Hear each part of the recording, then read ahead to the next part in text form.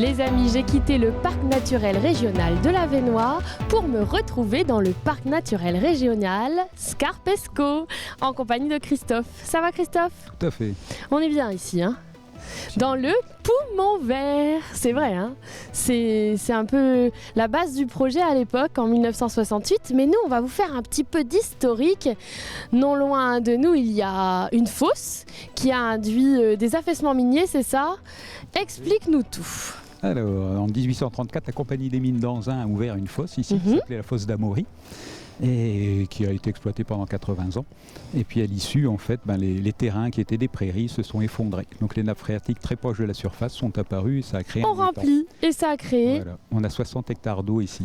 60 hectares d'eau et nous sommes sur un site de combien d'hectares? Un site de 170 hectares, donc qui est classé espace naturel sensible, donc des terrains du département du Nord, du parc régional, et c'est géré par le parc régional Scarpesco. Il y a 53 parcs maintenant, mais nous étions le premier. C'est le parc le plus densément peuplé de France. 55 communes. Tout à fait, voilà, dont un tiers qui sont classés au patrimoine mondial de l'UNESCO pour leur patrimoine minier justement. Alors la vocation de ce site, c'est surtout une vocation pédagogique aujourd'hui? Tout à fait. Comme on était un parc effectivement très peuplé, ça a été un des axes entre guillemets politiques du parc c'est très important, bah oui. Que de la pédagogie à l'environnement et de sensibiliser à la protection des milieux, à la connaissance des milieux.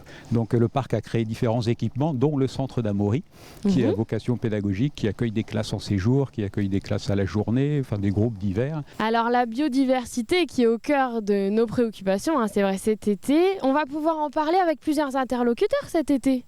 Bien sûr. Alors qu'est-ce qu'on fait cet été ici? Du natural training, il paraît? Entre autres, voilà, on essaye de développer ça pour différents publics, dans le cadre de séminaires par exemple, voilà, où on associe à la fois une activité physique douce et une découverte du milieu, une découverte du paysage, une compréhension en fait du milieu qui nous environne, là où on mène l'activité physique. Tu seras d'accord avec moi, pour les personnes qui sont derrière leur écran de télévision, eh bien que ça s'adresse à toutes les personnes qui ne font pas du sport régulièrement. Tout à fait. Voilà, si vous avez tendance à regarder WeHo toute la journée, eh bien, vous pouvez quand même venir faire du natural training.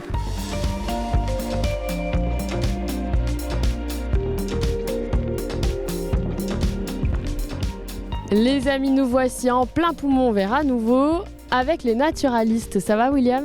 Très bien, et toi? Oui, super. Et Mathilde? Mathilde, on se sent bien dans cette nature dont vous êtes originaires tous les deux. Hein. Exactement, ouais, de Saint-Amand-les-Eaux. Et toi du Douaisis? Oui. Voilà. Alors on va vous parler de pollinisateurs et en fait moi j'ai envie d'expliquer à nos téléspectateurs mais qu'est-ce que c'est qu'un naturaliste?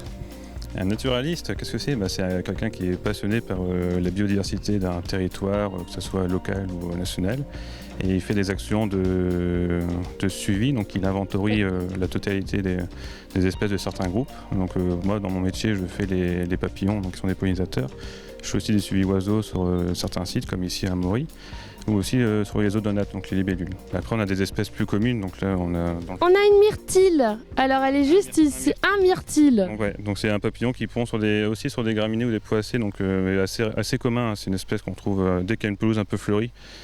Du moment qu'il y a des prairies fleuries, tout ça, et des hautes herbes, ce qui est important aussi pour lui, et de la fleur, donc il est présent. Donc son critère, c'est donc on a 80-90 espèces en Nord-Pas-de-Calais ou en France. D'accord.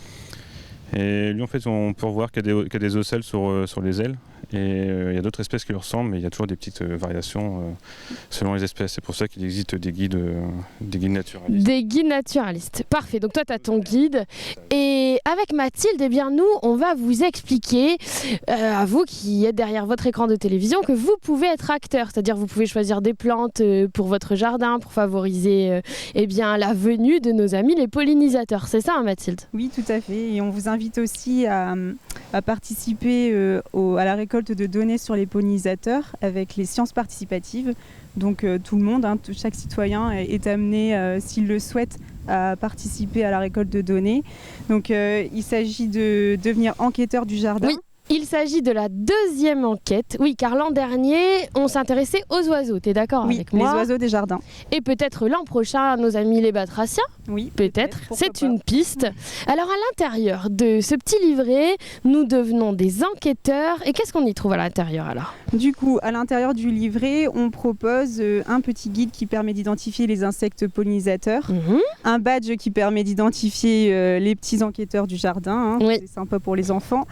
Et puis, on retrouve le programme de toute l'enquête, puisqu'on ne propose pas seulement aux citoyens d'enquêter de leur côté, mais aussi de participer à des ateliers de confection de gîtes, par exemple, pour les oiseaux ou encore pour les pollinisateurs. Alors il est vrai qu'on vous parle très très souvent de ces pollinisateurs, de biodiversité, mais quelles sont les raisons qui menacent ces pollinisateurs? Alors dis-nous tout. Donc en fait, les pollinisateurs sont fortement menacés par l'intensification de l'agriculture, l'entretien des parcelles avec des pesticides et puis la disparition des milieux naturels. Évidemment. Alors qu'est-ce qu'on peut faire? Quelles sont nos actions simples à faire à la maison si on a un jardin ou pas? Qu'est-ce qu'on peut faire pour les aider, ces pollinisateurs? Il y a Oui. plein d'actions qu'on peut faire. Donc, c'est déjà garder une partie du jardin en herbe haute. Donc ne pas toujours couper la pelouse bien rase pour que ça soit propre. C'est vraiment laisser des bandes plus sauvages en fait. Des îlots, c'est ça? Ouais, Oui. des autres friches. Donc juste laisser une année sans tondre ou...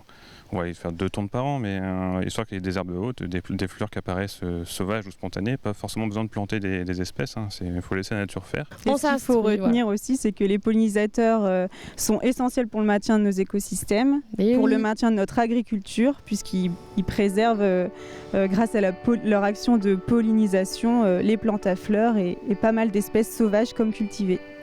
Mais je crois que là, on a passé un message qui va être très bien compris.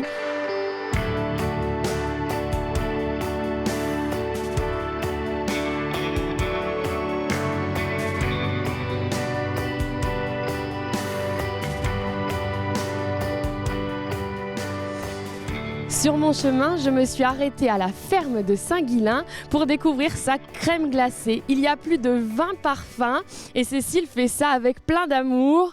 Je vous invite à découvrir cette ferme. Vous en aurez l'occasion le 8 septembre. Et oui, le 8 septembre a lieu la fête du parc et ils seront plein de producteurs locaux, d'artistes aussi, il y aura de la musique. Et puis c'est une fête à découvrir en famille. Vous pourrez faire de l'éveil sensoriel, des contes sensoriels avec les tout petits, du yoga du rire pour tout le monde, on va bien rigoler, du sport et surtout aussi de la sensibilisation à la biodiversité. Bah oui, bon, allez, moi je continue ma route, ça va fondre.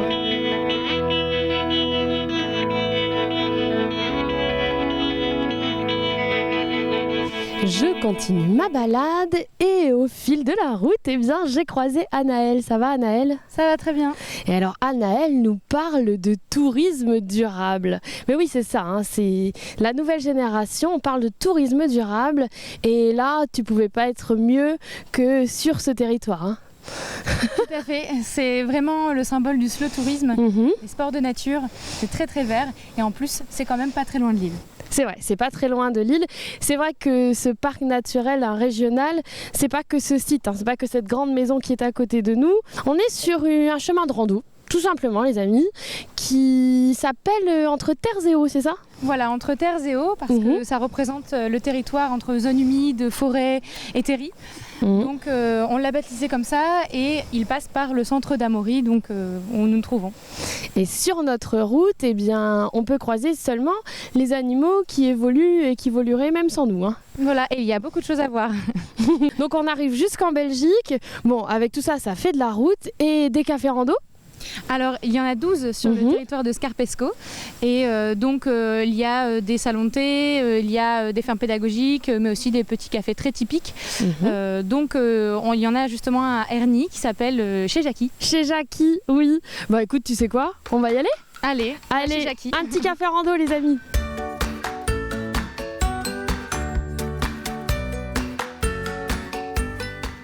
Après l'effort, le réconfort, et on est bien chez Jackie, Anaëlle. Oui, et chez Jackie, c'est un café rando. Il y en a 12 en Scarpesco à découvrir. Et donc ici, on peut prendre un petit verre après la randonnée ou pendant. En fait, chaque café rando est à moins d'1 kilomètre d'un sentier de randonnée. C'est super bien fait. Vous pouvez vous procurer la carte. Alors je viens de la Vénois depuis ce matin. Je suis arrivée dans la zone Scarpesco cet après-midi. Et là-dedans, on a tout. Jusqu'aux Voilà. Flandres. Il y a aussi le réseau Café Rando dans les Flandres. Mhm. Donc en fait, il y a 3 territoires et vous avez toutes les cartes avec les infos sur les sentiers de rando. D'accord. Et ça aussi, c'est une carte sur la balade qu'on a faite ensemble. Voilà, entre Terres et Eaux, dont on Mhm. parlait tout à l'heure, qui passait par le centre d'Amaury. Et puis, pas très loin à chaque fois. Donc ça, c'est super pratique et tout est répertorié. Et en plus, les cafetiers sont vraiment des ambassadeurs du territoire, ils savent en parler et donc ils vont vous donner envie de découvrir encore plus de choses. Moi, je pense aussi à Mario, qu'on a rencontré au cours de cette belle journée, qui est vraiment le personnage qui accompagne les gens quand on fait du sport santé. Et c'est vrai que, comme il nous disait, des fois, ce sont des personnes qui ont eu un accident de la vie, une maladie. Et lui, il invite vraiment à découvrir ces parcours de randonnée pour se réhabiliter à ses fonctions sportives. On peut tout doucement reprendre, on va dire, des activités physiques. C'est pas encore du sport finalement, douce. Et donc, retrouver l'équilibre, savoir enjamber les obstacles.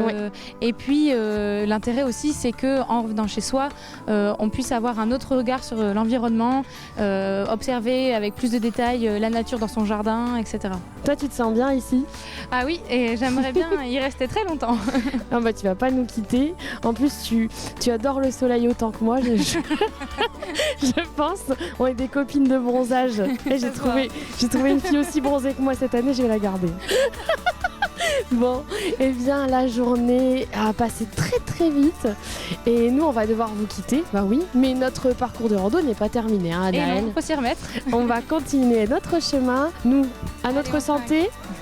Et on vous dit à très vite. Voilà, à Scarpesco, à la Vénois, à tout le monde et à vous. Santé les amis.